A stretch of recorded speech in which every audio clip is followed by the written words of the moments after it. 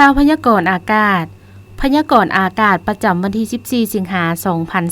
2026 ห้องความกดดันอากาศต่ำหรือห้องฝนยังพาดผ่านภาคเหนือของประเทศลาว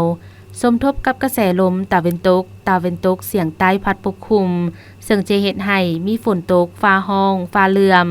ในระดับคอยหาปานกลางอยู่ในแต่ละภาคและจะมีฝนตกหนักอยู่บางท้องถิ่นพร้อมมีลมพัดแรงเป็นบางโอกาสดังนั้นขอแจ้งเตือนถึงประชาชนบรรดาเผ่าองค์การปกครองและองค์การจัดตั้งทุกภาคส่วนจงมีสติระมัดระวังต่อสภาพฝนตกในระดับปานกลางหากตกหนักติดต่อกันหลายวันที่จะเฮ็ดให้มีน้ำท่วมสุดินเจือนและน้ำท่วมอ่างในตัวเมืองขอให้ติดตามข่าวพยากรณ์อากาศจากกรมอุตุนิยมและอุทกศาสตร์อย่างต่อเนื่องภาคเหนือด้านตะวันออกแขวงพงศาลีอุณหภูมิ 18-29 องศามีฝนตกในระดับคอยเป็นบางบริเวณเนื้อที่การปกคลุมของฝนกวม 15 ส่วนห้อยแขวงหัวพันอุณหภูมิ 22-29 องศามีเฟื่อปกคลุมเป็นบางส่วนแขวงเสียงขวางอุณหภูมิ 22-27 องศามีฝนตกในระดับคอยเป็นบางบริเวณเนื้อที่การปกคลุมของฝนกวม20 ส่วนห้อยแขวงอุดมไซอุณหภูมิ 23-30 องศามีฝนตกในระดับคอยเนื้อที่การปกคลุมของฝนกวม30 ส่วนห้อยแขวงบ่อแก้วอุณหภูมิ 25-30 องศามีฝนตกในระดับคอยเนื้อที่การปกคลุมของฝนกวม40 ส่วนห้อยแขวงหลวงน้ำทาอุณหภูมิ 23-30 องศา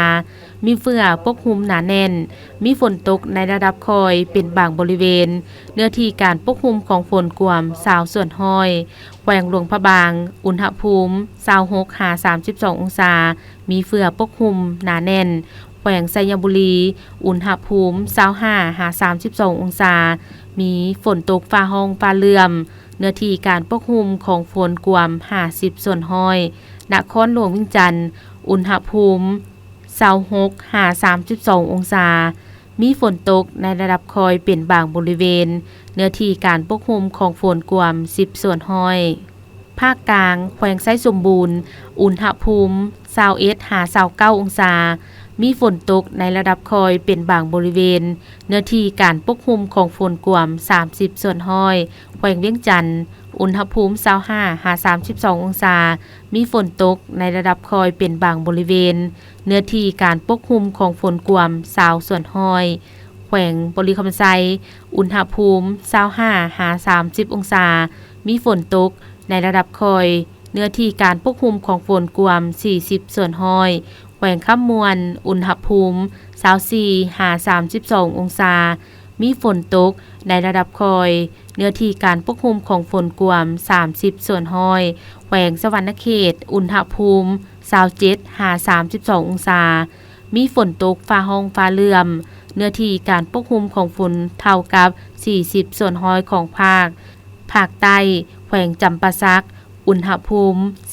16-32 องศามีฝนตกฟ้าห้องฟ้าเหลื่อมเนื้อที่การปกคลุมของฝนเท่ากับ50 ส่วนห้อย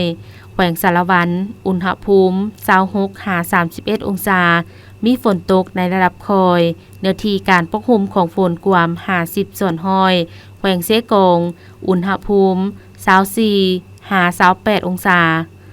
มีฝนตกฟ้าห้องฟ้าเหลื่อมเนื้อที่การปกคลุมของฝนเท่ากับ60 ส่วนห้อยแขวงอัตตปืออุณหภูมิ 26-32 องศามีฝนตกในระดับคอยเนื้อที่การปกคลุมของฝนกวม50 ส่วนห้อยแสงคำจันทวงศ์อ่านสบายดี